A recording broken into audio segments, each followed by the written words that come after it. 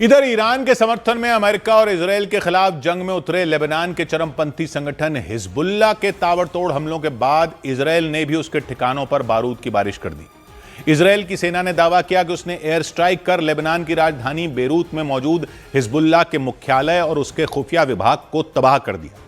और सबूत के तौर पर इजरायल की सेना ने हिजबुल्लाह के मुख्यालय पर किए गए हमले का एक वीडियो भी जारी किया। उसमें दिखा कि एक इमारत पर इजरायल की फौज ने आसमान से मिसाइल गिराई, उसके बाद उस इमारत को नामो निशान मिट गया। मिसाइल के हमले की वजह से वहां जोरदार धमाका हुआ और पूरी इमारत मलबे के ढेर में तब्दील हो गई। वीडियो को जारी कर इजरायल की सेना ने दावा किया कि उसके हमले में बेरूत में मौजूद चरमपंथी संगठन हिजबुल्लाह का मुख्यालय तबाह हो गया। और तो और इजरायल की तरफ से यह भी दावा किया गया कि उसकी सेना ने हिजबुल्लाह के खुफिया विभाग को भी मिट्टी में मिला दिया। हालांकि इजरायल के इस दावे पर हिजबुल्लाह की तरफ से कोई बयान नहीं दिया गया।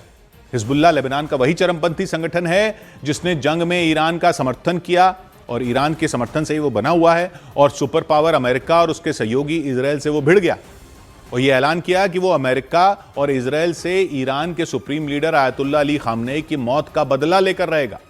इसीलिए हिजबुल्लाह पूरी ताकत से जंग में कूद गया। 2 दिन पहले उसने इजरायल के सबसे सुरक्षित शहरों में शामिल तेल अवीव और हाइफा जैसे शहरों को निशाना बनाने के लिए रात भर ड्रोन, रॉकेट और क्लस्टर मिसाइलें दागी थी।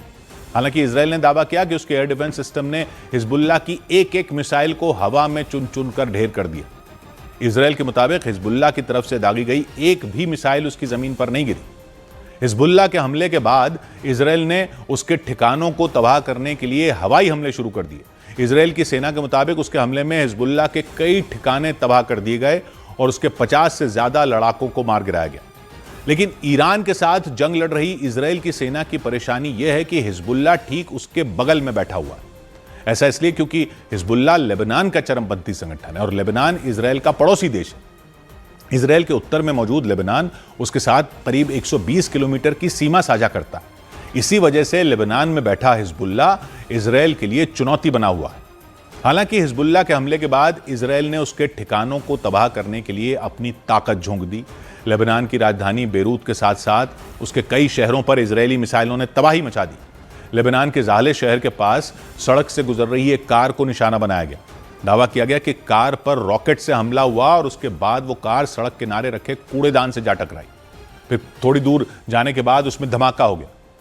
इस दौरान वहां 2 लोग नजर आए जो धमाके की चपेट में आने से बाल बाल बच गए। इसी तरह इजरायली सेना ने लेबनान के एक इलाके में उड़ रहे हिजबुल्लाह के ड्रोन को मार गिराया।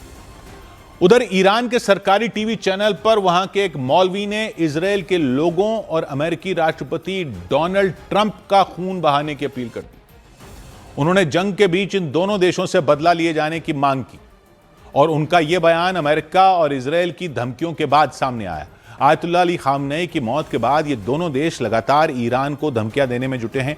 चेतावनी दी गई कि वो ईरान में अपनी जमीनी सेना को भी भेज देंगे।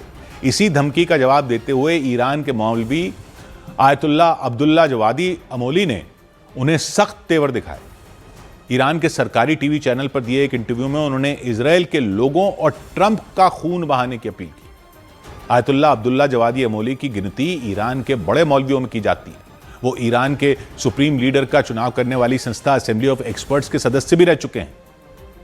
इधर पश्चिम एशिया में छिड़ी जंग के बीच भारत में मौजूद ईरान के राजदूत ने अमेरिका और इजरायल को चेतावनी दी। ईरान के राजदूत मोहम्मद फताली ने कहा कि युद्ध उन्होंने शुरू किया लेकिन इसे खत्म करने का फैसला हम करें। यह बयान उन्होंने supreme leader Ayatollah Ali Khamenei की मौत के बाद दिल्ली में मौजूद ईरान के दूतावास में रखी गई एक शोक सभा के दौरान दिया। इस शोक सभा में कई देशों के प्रतिनिधि पहुंचे। उन्होंने खामनेई की मौत पर दुख जताया। ईरान के दूतावास में खामनेई की मौत के बाद 3 दिन के लिए शोक सभा रखी गई। इस दौरान दूतावास के बाहर खामनेई की तस्वीर वाली बड़ी बड़ी होर्डिंग लगाई गई।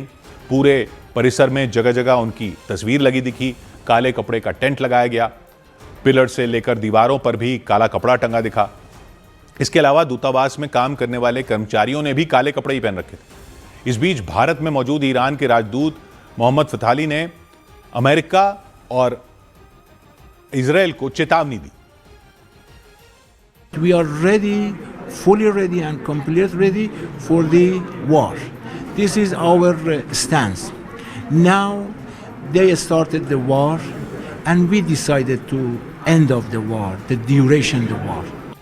उन्होंने दावा किया कि ईरान ने किसी भी खाड़ी देश पर हमला नहीं किया, बल्कि सिर्फ अमेरिका के ठिकानों पर ही हमले किए। We have a good relation with our neighbors, particularly in Persian Gulfs.